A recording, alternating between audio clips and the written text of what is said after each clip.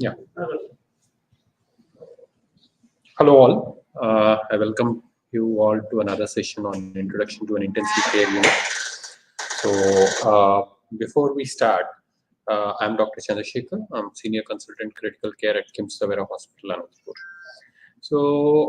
In the previous two sessions, we have discussed regarding the introduction to an intensive care unit from the perspective of what is being done in the ICU, like what is the standard monitoring that we do in the ICU. Along with that, the equipment that is available in the ICU. So in this session, we are going to learn a little bit more into the procedures that are done in the ICU. So what are the common procedures that we do on a day-to-day basis? And of course, some are even done in the wards and some are exclusive to the ICU, which are mainly pertaining to the improvements in the monitoring standards over the years. So we are going to go a little bit into the advanced procedures. Of course, there are many procedures which are not included today. I have specifically selected a few so that it will be easier for me to communicate with the common public regarding these procedures. So firstly, I would like to mention some of the procedures. So the common procedures that are done in the ICU, of course, these are done in the ward too. They are mainly the IV cannulation, the Ryle's tube insertion, and the Foley's catheterization.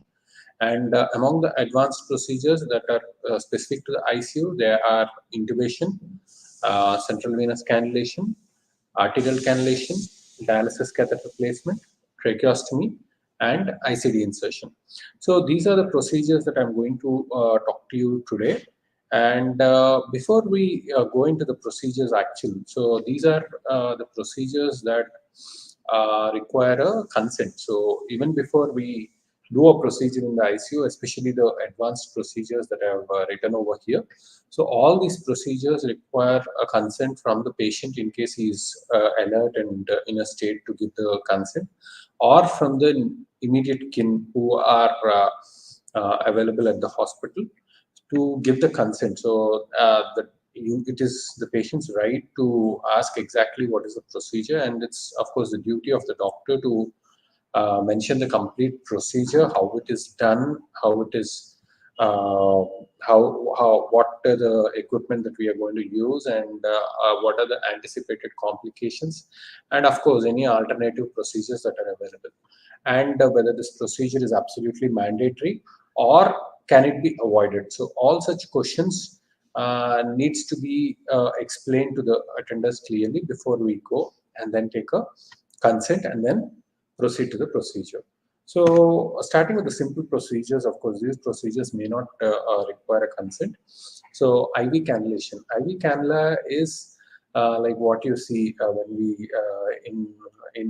in general common public, they say, okay, we have gone and put a saline. So how do they put the saline? They put the saline through the cannula in the peripheral vein. So this is also called a peripheral venous cannulation. So a small vein is usually picked up and a cannula of the size required. So there are cannulas starting from 14 size to 24 size. So the one shown here, the blue color, is the 22 gauge cannula. So there are cannulas starting from 14. So depending upon the speed at which the flow is required, the cannula is being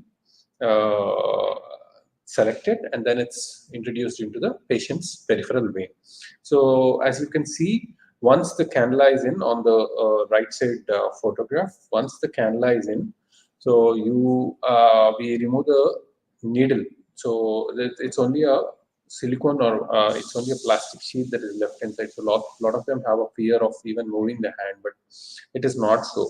We are removing the needle part of it. So once it touches the blood and there is adequate blood flow, then we remove the needle part and we connect the cannula to the required IV fluids, and the fluids are sent in any of the peripheral veins. And in case it's difficult, sometimes in the ICU we use the external jugular vein. So external jugular vein is something present in the neck, which is a little broad and easier to identify, especially when the patient's blood pressures are low, or if the patient is in severe distress where we require immediate cannulation. So these are the cannulas that are put into. The next procedure is the Foley's catheter. Foley's catheter is simply putting the urinary tube. So if most of the ICU patients, they are either immobilized because of some disease, or they are unable to tell that they have to pass the urine.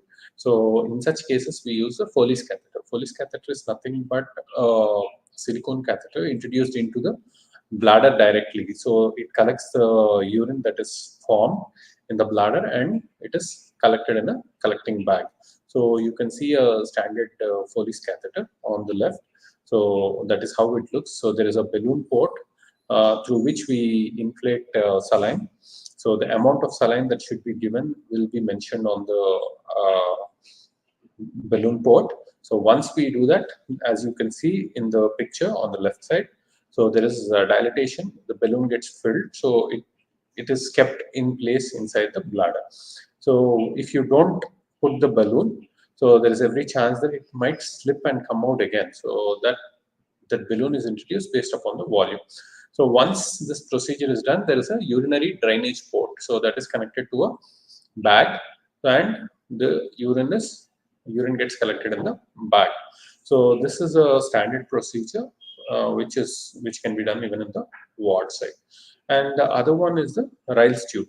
So Ryle's tube is again a simple tube that is passed through your nose most of the times, and so in case the patient is on ventilator, then we pass it through the airway that is kept inside the mouth.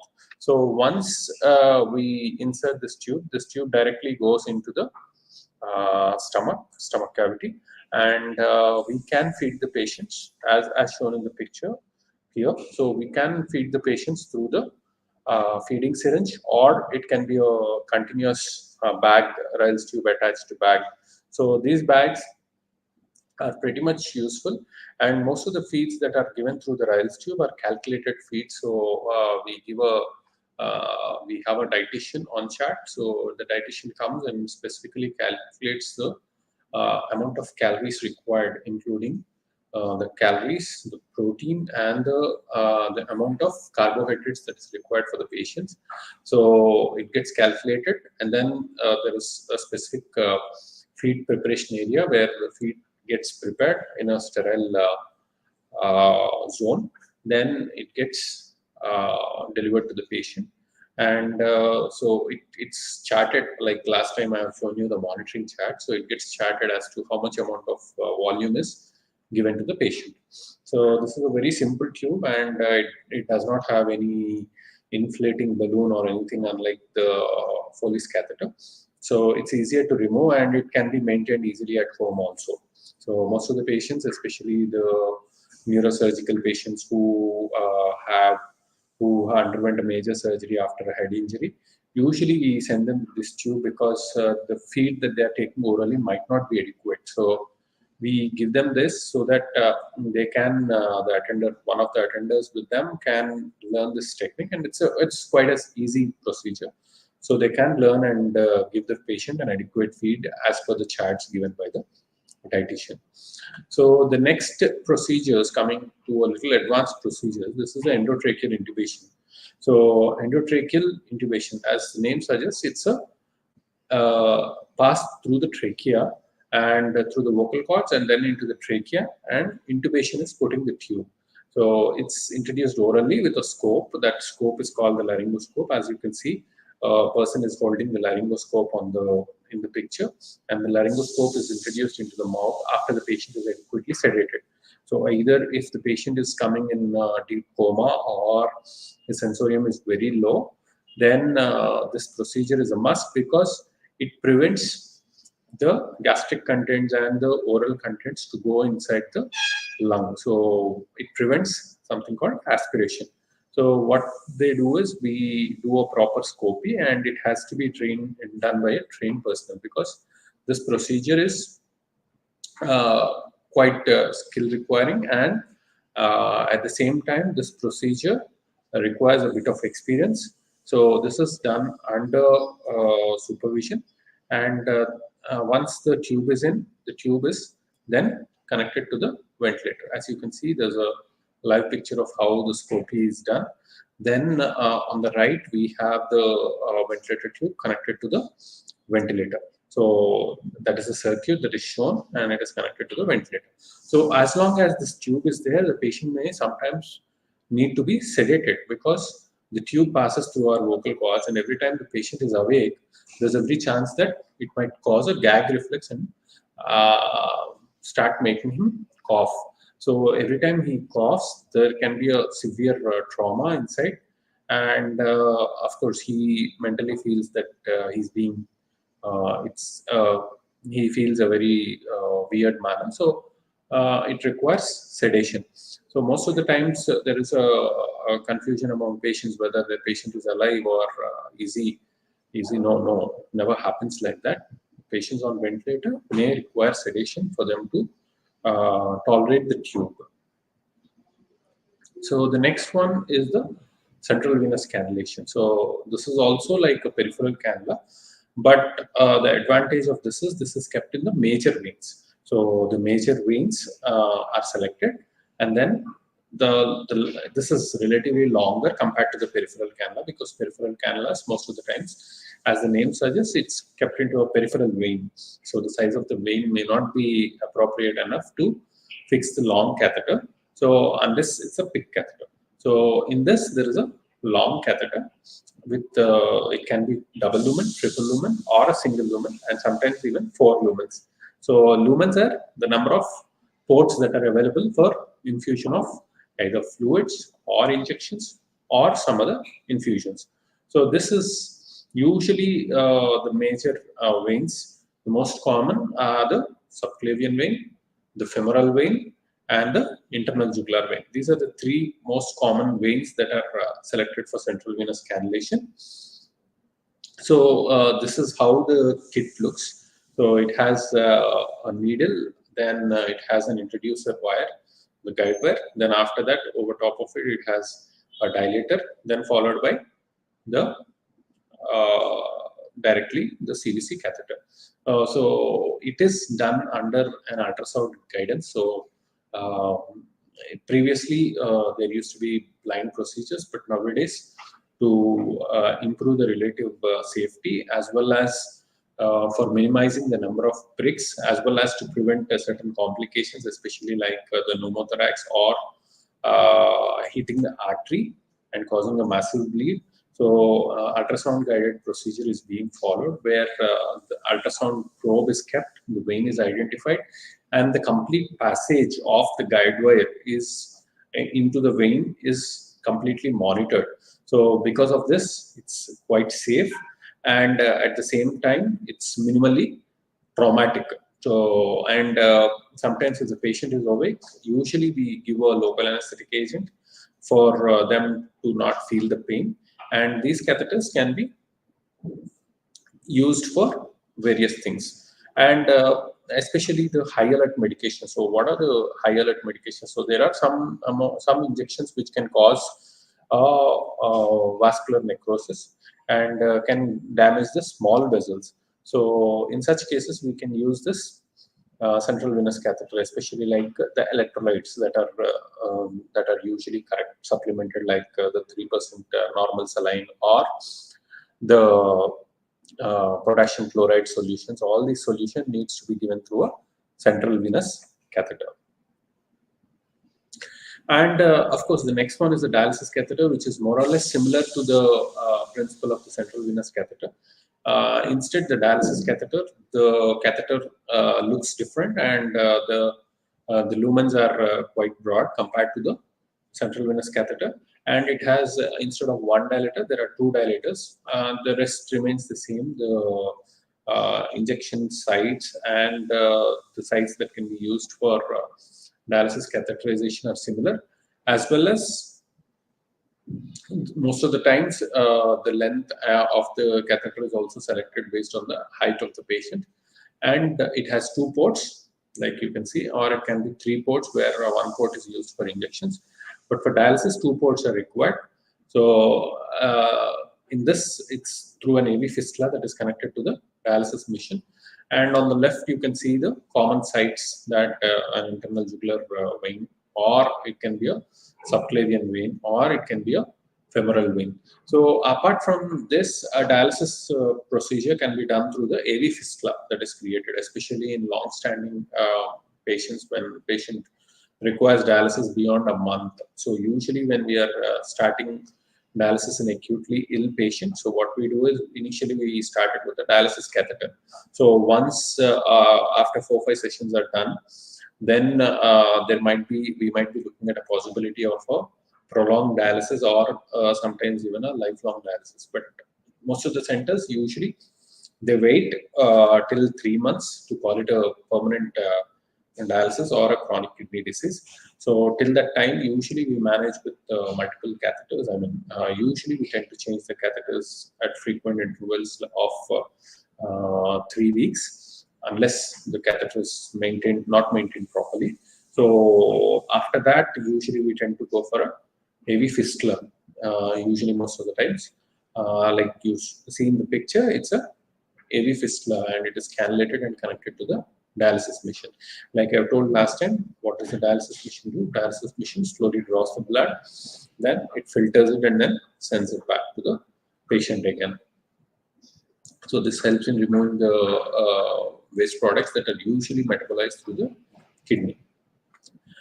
Next is the arterial catheter. So we have the radial artery cannula and the femoral artery cannulation. Those two are the most common ones.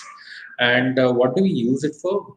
We use it basically for monitoring the BP continuously. So suppose if there is a patient who is requiring high blood pressure supports, means if his BP is extremely low and he requires blood pressure supports to maintain his BP.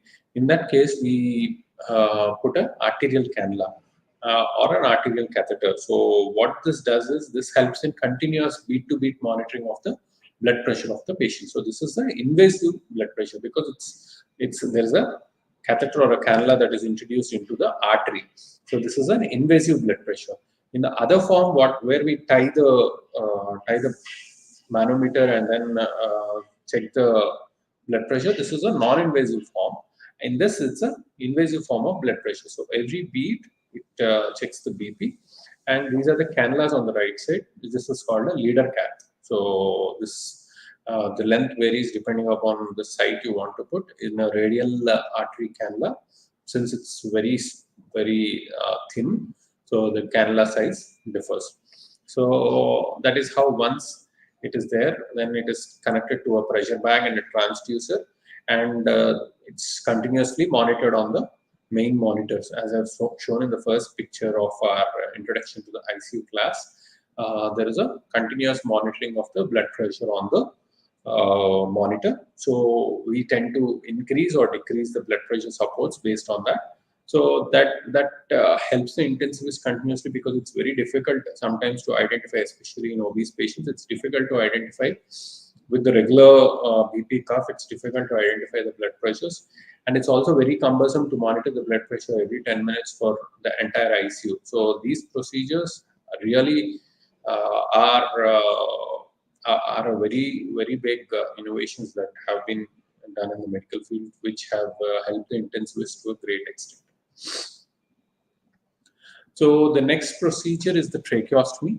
Tracheostomy is usually what, like I've told, intubation is putting a tube through the mouth, and then it passes through the vocal cords, and then it goes into the lungs. So our lungs are ventilated outside from the ventilator.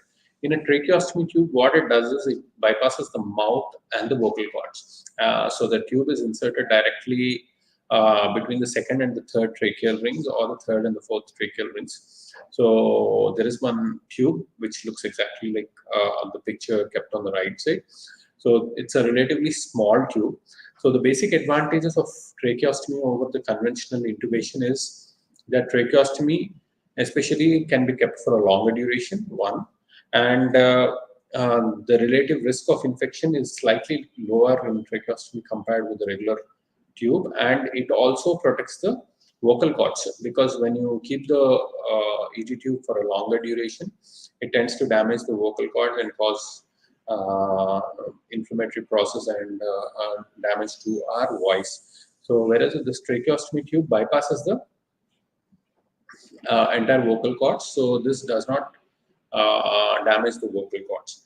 And one more biggest advantage is, like I've told before, any patient on endotracheal intubation might require sedation, because especially these patients tend to have a gag reflex. Every time they get up, they tend to have a gag reflex.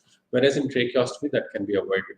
So usually what we do is we do a tracheostomy, especially when we anticipate a prolonged ICU ventilatory requirement. So especially patients in neurosurgery, or patients of neurology with severe stroke, or any patient with respiratory muscle weakness, or patients with respiratory infections, or patients with cancers who require prolonged care, and all such patients usually require a tracheostomy, and sometimes we usually keep it only to prevent aspiration, especially with in patients with very low GCS, that is very low sensorium. So such patients also we prefer a tracheostomy tube.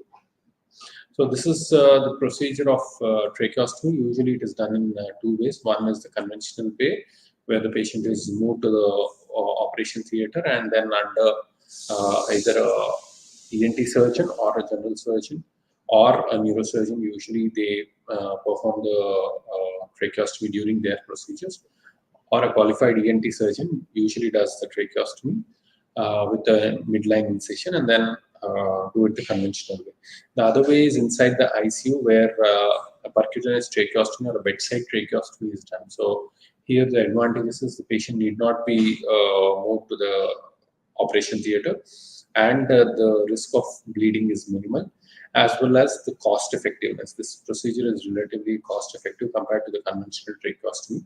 So in this, a series of a needle and a series of dilators is used, and then the tube is introduced into the trachea, and then it is connected to the ventilator, like shown in the picture on the right side.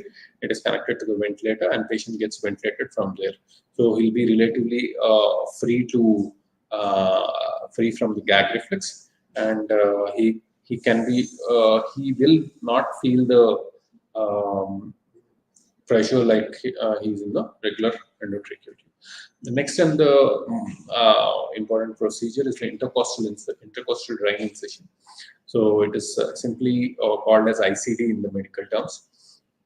So this, what happens is, sometimes when there is a trauma or an accident, or there is some instances like the chronic kidney diseases or chronic sepsis, where patients tend to have either air or fluid gets collected in the pleural space. So this is a space outside our lungs and within the chest wall cavity. So there's a space called the pleural space. So either it can get filled with air, especially in trauma, or blood.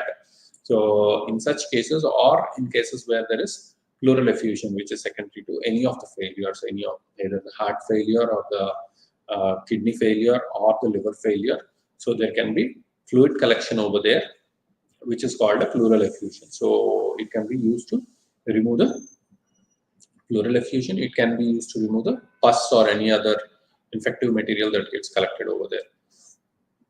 So once the tube is placed into the intercostal space, then it is connected to a drainage chamber, and the fluid, or in case air, so it gets completely of the pleural cavity, and the lung expands completely. So sometimes this is an emergency procedure, especially it can be life-saving, especially in cases of trauma. So on the right is the live one of the live photos of the ICD that is inserted, and this was a case of a massive hemothorax. Hemothorax means blood is collected in the cavity after an injury. So these are some of the common procedures. Of course, there are many, like the lumbar punctures, and there are other procedures like the PICC lines, and some other procedures where we do the cardiac output monitoring, and there is a central venous pressure monitoring. So there are a lot of perm cats, chemoports. So there are a lot of procedures, but these are some of the common ones which I wanted to bring to you. So thank you for joining me. Hope we'll continue, and our next sessions would be on basic infections in the intensive care unit. So thank you all for joining. Uh, that's it.